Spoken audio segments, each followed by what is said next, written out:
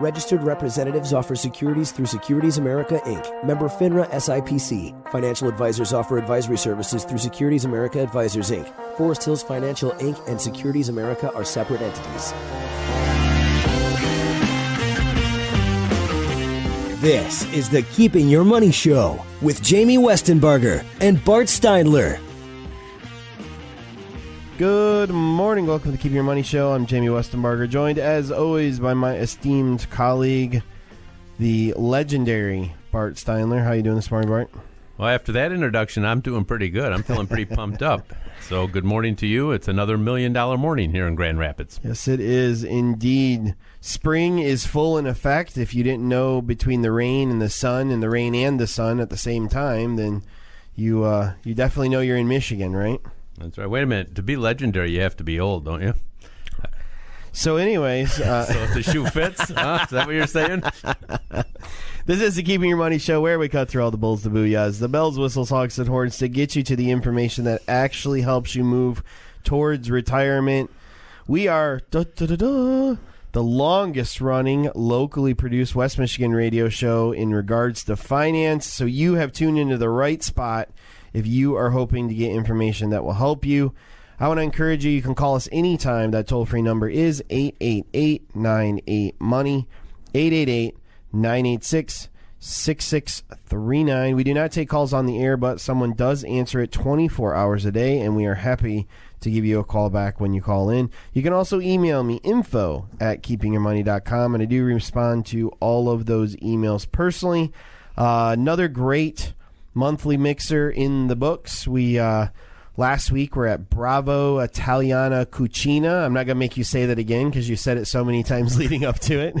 But nice little restaurant, new location up there on Knapp's Corners, and we're happy to see everybody that came out. If you're not familiar with our mixers, we have another one coming up. We do it every second Tuesday of the month. So we have one coming up in June. And where's that going to be at, Bart?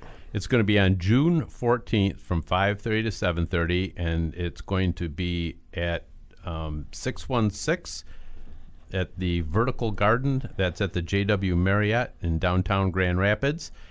These are casual open house style events. We serve complimentary beverages and hors d'oeuvres. There's no presentations and no sales pitches. You get to come by and meet the people from the Keeping Your Money Show and Forest Hills Financial and the other people who just regularly come to our events to have a good time. If you would like to come, and we encourage you to do so, you can go to our website for keepingyourmoney.com and go to the events tab, or you can give us a call at 888-98-MONEY. That's 888-986-6639. And we hope to see you there. And I should point out that the JW, you can valet park for that event. Bring in your ticket, and we will get that stamped so that you can get there easily to come to the 616. So you got free parking, free food, free drinks. You get to meet us. It's a win-win all the way around, really. I don't see why more people aren't coming. Yeah. Well, actually, quite a few people are coming. Yeah. But... We also, just after that, and just a little over 5 weeks away, is our third annual Forest Hills Financial charity golf outing that benefits Kids Food Basket. It's going to be June 21st, which is a Tuesday. We'll be out at Thornapple Point Golf Club. We have lunch. We have a scramble, foursome scramble. We have dinner, prizes, chance to win a free car, all kinds of good stuff with every single penny we raise going to Kids Food Basket. Great organization that we stand behind and really believe strongly in. They feed over 7,000 kids every single weekday. You just can't say anything bad about that. I mean, who can not get behind feeding kids? We need golfers. We need golf teams. We need sponsors. Any way you want to participate, you can even just come to dinner if you'd like and participate in the auctions and everything we'll have going on. More information for that can be found on our website, or give us a call, and we would be happy to talk to you. So, great show on deck today. We're going to talk about using a free online retirement calculator. What you need to look out for and be cautious about, debunking the 3 big myths about Social Security. There's a $1 million listing, which I guess is a show on TV, reveals the 5 mistakes first-time home buyers make and 3 things you must know to be financially literate. Now, if you don't follow us on Facebook, if you do so, you will know about these subjects ahead of time because we, of course, post on social media about what we're going to talk about throughout the week. So run over there to facebook.com/keepingyourmoney, like our page, and you'll get updates every week. You also can see me on Fox 17 every Monday night around 6:30 talking about other financial aspects or other financial topics, and that's on Fox 17, The Financial Fix. So let's talk about this retirement calculator because this is something that pretty much every website of any financial company has. And I mean, they're on Yahoo, they're on Google, I mean, they're everywhere, really. Some are better than others, but it was interesting because this article takes into account what these financial calculators really do and what kind of numbers they really produce. And it was interesting to see how far off the mark some of these quote-unquote free calculators really were when it came time to figure out if they were giving you data that you could actually use to figure out what you need to do for retirement. Yeah, so true. And a lot of times it's the data that you put in is going to affect the data that comes out. And I know I was working with somebody that was trying to show me how to use one of these financial calculators that they were kind of pitching to us. And so I took up a real situation that I was working on for a client, and we put all the numbers in, and it looked like, they were going to come up a little bit short. And so the person who was, trying to show me this financial calculator system said, well, what you can do is go to the investment performance, and instead of having 6% a year, we can move it 7. We can move it up to 7 or 8, and then it's going to show a lot better result for the client. Ridiculous. But that's not real. But that's the kind of thing you have to look out for when you're looking at these calculators. What are the assumptions that they're making, and are the assumptions realistic? And you could look at one calculator, and it could have a certain set of assumptions, and you could go on to another online calculator. It could make a whole different group of assumptions, and the result that you're going to get is going to be vastly different because of that. So what the author of this article, Barry Mulholland, who is the assistant professor for the Department of Personal Financial Planning at Texas Tech University, they wanted to try these out. So they took 36, they took a middle-aged family whose members needed to save more to meet their retirement goals.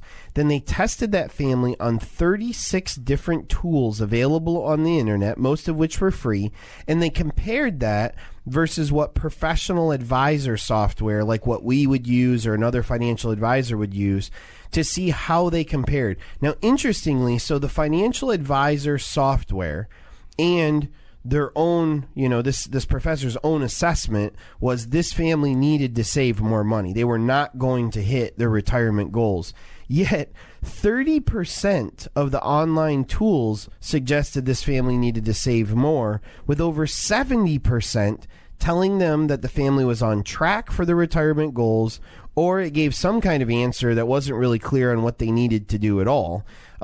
So, when you think about that, I'm wondering what my number is. We've talked about the number, that you're trying to hit, or the income number you're trying to hit. I Google it, this calculator pops up. I punch in my information, and according to, Professor Mulholland, I have a 70% chance of being given inaccurate information that is going to tell me I'm on track when in fact I'm not even remotely on track.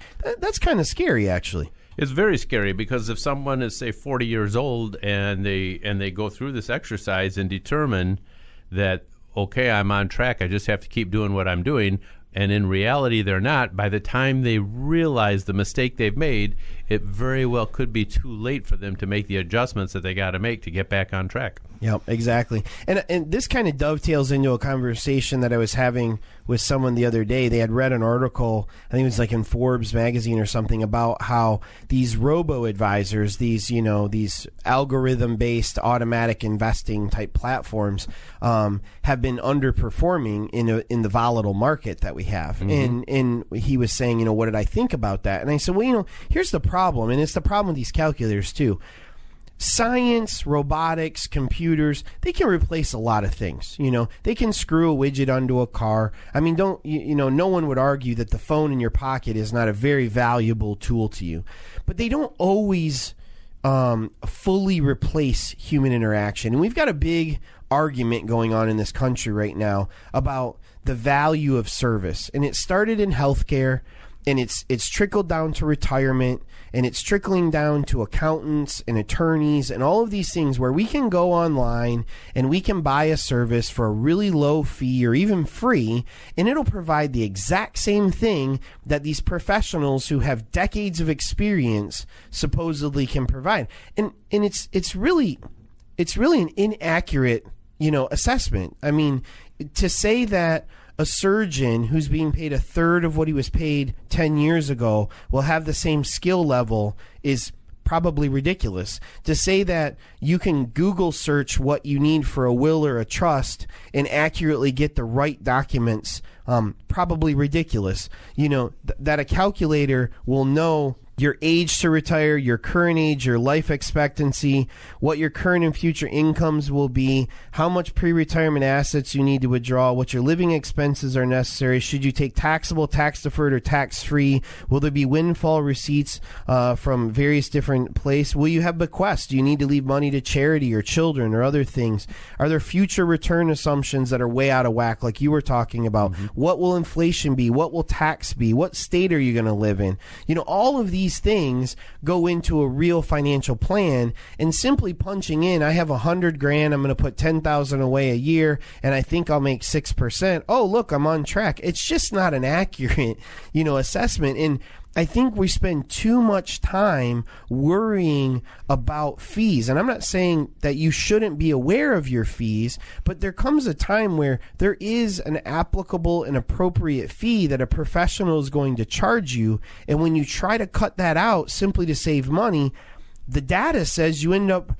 in worse situation than had you just paid the fee to a good professional in the first place. There's a human element in what we do.